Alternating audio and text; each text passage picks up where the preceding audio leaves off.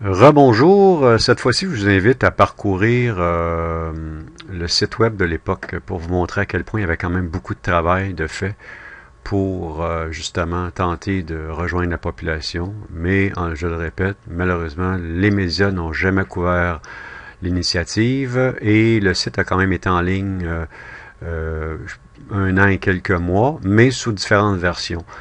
Ça, c'est la deuxième. C'est le même contenu, juste la configuration, la présentation qui changeait.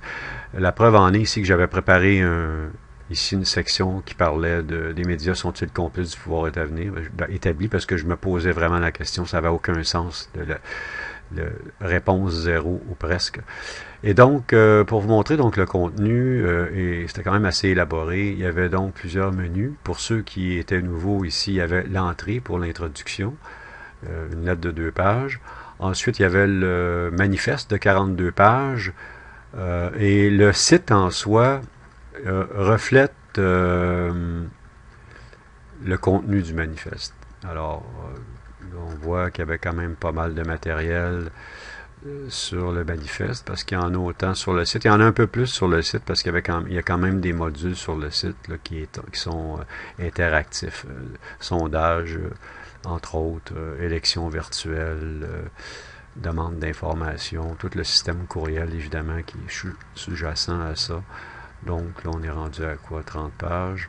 Bon, donc, ça allait, proposition. C'est pour montrer un petit peu à quel point, quand même, il y avait quand même pas mal de trucs. Et je le mentionne parce que j'aimerais ça que vous alliez jeter un coup d'œil. Vous allez réaliser que il y a beaucoup de trucs qui sont mis de l'avant depuis un certain temps par le gouvernement, des nouvelles idées, même certaines par Legault, et etc., qui proviennent du concept déjà de coalition nationale lancé en avril 2006. Alors, au-delà de ça, il y avait même une petite version plus courte de 12 pages pour le manifeste, pour ceux qui n'avaient pas trop de temps à investir. Bon, bref, ça vous donne une idée quand même de ce que c'était. D'autre part, un menu ici, il y avait des lettres qui étaient en préparation. Il y en a qui étaient déjà faites. Je m'adressais aux différents secteurs, les fonctionnaires, corporations, les syndicats. Il y avait les éditoriaux, les communiqués, bon, l'implication, les commentaires. Bon, bref, les extraits vidéo. Il y en avait 2, d'ailleurs, vidéos que vous allez pouvoir voir sur le site, les vidéos de l'époque. Et donc, ensuite, il y avait quand même le menu ici, hein, qui est, lui, en comporte un autre sous-jacent.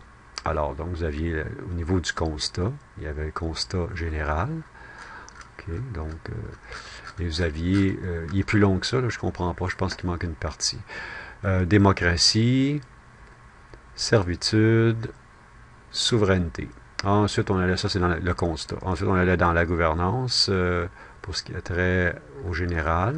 OK. Il y avait des comités prévus aussi au comité des sages, la vigile sectorielle, les comités de développement sectoriel. Donc, il y avait dans cette page gouvernance le mode de scrutin, les candidats, candidature. Alors, ensuite, on allait du côté du scepticisme, au cas où. Donc, une intro, ensuite, le défi des citoyens, pour montrer que c'était quand même réalisable, ce qui se passerait dans un éventuel premier mandat. Votre victoire étant celle, c'est la vote, celle de la population.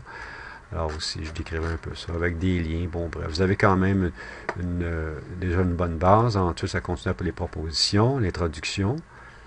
OK. Donc, ensuite, on allait du côté des finances. On parlait de, évidemment, remboursement de la dette. Réduction des dépenses. 2 volets. Réduction de dépenses, puis pendant lequel il y a des mesures diverses là, et toutes sortes. Ensuite, augmentation des revenus avec plusieurs propositions. Alors, on revient donc au départ. On est toujours dans la même section finances. On s'en va du côté social. Et encore là, il y avait des sous-sections dans ce menu-là. Ça vous montrer qu'il y avait quand même pas mal de matériel. Hein. Donc, ensuite, on continue. On avait le projet Montréal, parce que à l'époque, je disais même qu'il y avait entre 20 et 30 milliards à investir dans Montréal. Avant ça, j'ai dit ça, je pense, en 2003 ou 2004. Bon, concours nationaux, la Cité des Arts, relocalisation, le Centre d'affaires culturelles, c'est une idée qui venait de moi depuis très longtemps que je mijotais ça, parce que j'étais dans le milieu culturel, qui est devenu un peu le centre des spectacles, je sais pas comment on l'appelle dans le centre-ville. C'est un peu, je sais pas que c'est inspiré, c'est sûrement des gens qui ont eu la même idée. L'aéroport de Mirabel, j'avais un très bon projet pour ça aussi. Je suggérais un projet de toute façon. Bon, bref, donc les propositions. Là, ensuite, on s'en va du côté des avantages, une espèce de résumé là, qui va vous dire un petit peu les principaux avantages de la coalition. Pourquoi adhérer à ce projet-là, qui, je le répète, était une plateforme pour constituer un programme politique qui sera endossé éventuellement par le regroupement des candidats indépendants et indépendantes du Québec. Scrutin virtuel qui devait être mis en place, des commentaires que vous pouviez laisser, évidemment, ça devait être la deuxième phase. Les pétitions, il y en avait déjà quelques-unes. Moi, j'en avais ajouté d'autres qui sont ici, pour lesquelles on devait développer des tickets modérateurs, subventions aux écoles privées, etc. Bon, on tourne en haut de la page. Je vais aller voir avant pour la suite. Qu'est-ce qu'il y avait à la suite? Est-ce qu'on tournait les commentaires et inscriptions. Le formulaire n'était pas fonctionnel pour le moment. OK, donc c'est pour vous montrer un petit peu. On retourne à l'accueil. Ensuite, ici, il y avait ici également des rubriques. Devenir membre, les membres fondateurs, il y avait 3 options pour les gens qui pouvaient s'impliquer ou pas, s'ils voulaient participer, s'ils voulaient juste donner des sous, peu importe. Donc ça aussi, c'était prévu. En plus de ça, il y avait du côté, une espèce de classement des rubriques là, pour s'y retrouver plus facilement. L'élection virtuelle, on en a déjà parlé, le résumé du projet aussi.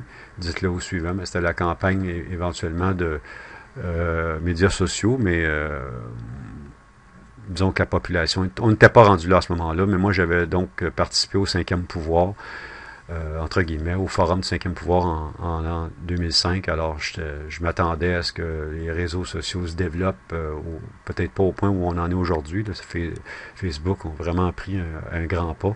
C'est génial pour nous et nous devons en profiter. Alors ceci étant dit, c'est un peu donc, je vais vous sensibiliser à ça, vous démontrer quand même que j'arrive pas de nulle part pour présenter n'importe quoi. J'ai touché à la politique depuis un certain moment. Je vous expliquerai ça dans une autre vidéo. Mais pour le moment, c'était de vous introduire ça. Ça, c'est à part évidemment, à part du site Sauvons le Québec qui a été mis en place. Alors, ceci étant dit, j'espère que ça vous donne une idée de l'ampleur, du temps, de l'énergie, des idées qui ont été investies dans ça. Puis, si je peux oser, je vous demanderai un petit échange au niveau, un échange collectif, en suivant tout simplement les activités de Sauvons le Québec et en appuyant la démarche parce que je pense qu'elle va dépasser toute espérance et elle a des solutions intelligentes à proposer et c'est vous qui allez y participer pour l'enrichir.